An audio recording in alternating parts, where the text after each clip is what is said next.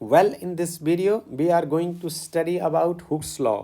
इस वीडियो में हम हुक्स लॉ के बारे में चर्चा करेंगे जो स्ट्रेस और स्ट्रेन के बीच में क्या रिलेशन हो सकता है उसके बारे में हमें जानकारी देता है।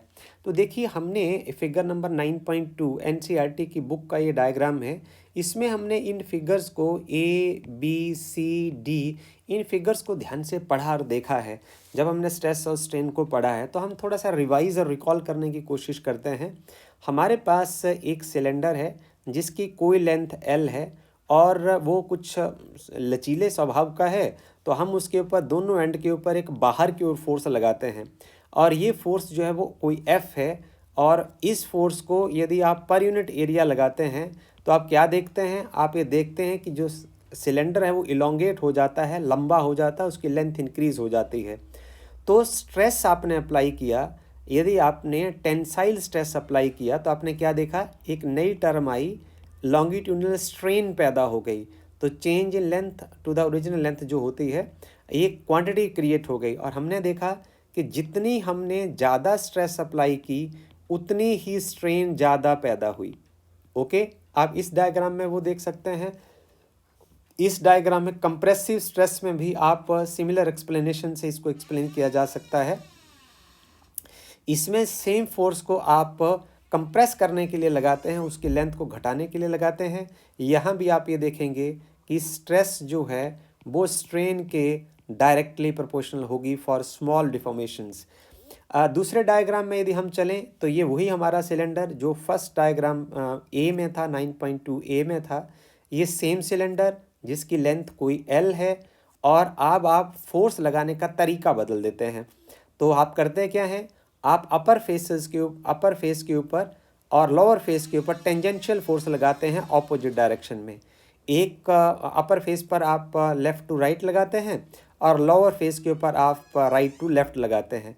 तो आप सेम फोर्स लगाते हैं दोनों फेसेस के ऊपर। हम देखते क्या है, सेम फोर्स लगने के बाद क्या होता है कि इसके स्टैटिक इक्विलिब्रियम को मेंटेन रखते हुए इसमें एक रिलेटिव डिस्प्लेसमेंट होता है, that is delta x, right.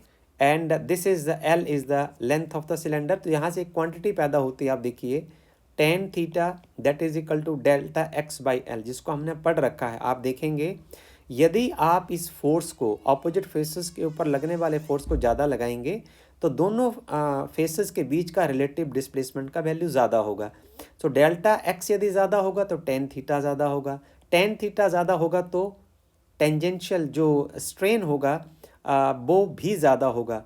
तो जितना हमने ज़्यादा स्ट्रेस अप्लाई किया स्ट्रेन भी उतना ही ज़्यादा आया।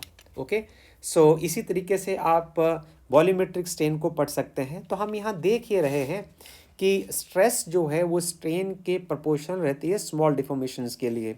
हम इस चर्चा के आधार के ऊपर हुक्स लॉ को डिफाइन करने की कोशिश करते हैं।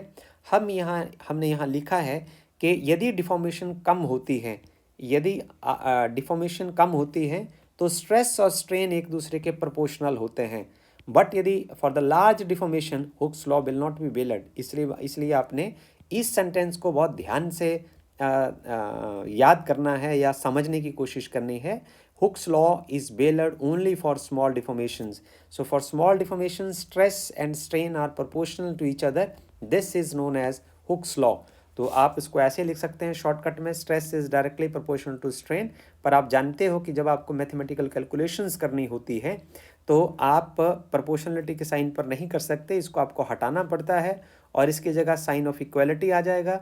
जब आप प्रोपोर्शनलिटी को हटाते हैं हमेशा के लिए तो उसकी जगह हम एक कांस्टेंट ऐड करते हैं। ये कांस्टेंट वही वैल्यू होती है इस कांस्टेंट की जिसको रखने के बाद लेफ्ट हैंड साइड और राइट हैंड साइड जो है इक्वल हो जाते हैं। तो हमने ये कांस्टेंट रखा और ये देखिए आपका प्रोपोर्शनलिटी का जो साइन है वो इक्वलिटी के साइन में चेंज हो गया। इस कांस्टेंट का नाम है मॉडुलस ऑफ इलास्टिसिटी। सवाल ये पैदा होता है कि क्या हुक्स लॉ हर मटेरियल के लिए वैलिड होता है कि स्ट्रेस आप अप्लाई करें तो स्ट्रेन उतनी ही आनी चाहिए? क्या ये सब मटेरियल के लिए वैलिड है? ऐसा नहीं है। हुक्स लॉ जो है एक एम्पिरिकल लॉ है and is found to valid for most of the material. ज़्यादातर मटेरियल के लिए तो ये वैलिड होता है। हाउएवर यहाँ कुछ ऐसे मटेरियल भी होते हैं जो हुक्स लॉ को फॉलो नहीं करते हैं लीनियर रिलेशनशिप जो स्ट्रेस और स्ट्रेन में बनती है उसको वो फॉलो नहीं करते हैं। तो यही चर्चा थी हमारी हुक्स लॉ के बारे में। तो आपसे सवाल पूछा जा सकता है, define Hooke's law like this. 1 और 2 मार्क्स का सवाल यदि पेपर में आता है तो आप इसका जवाब दे सकते हैं। Okay, thank you very much.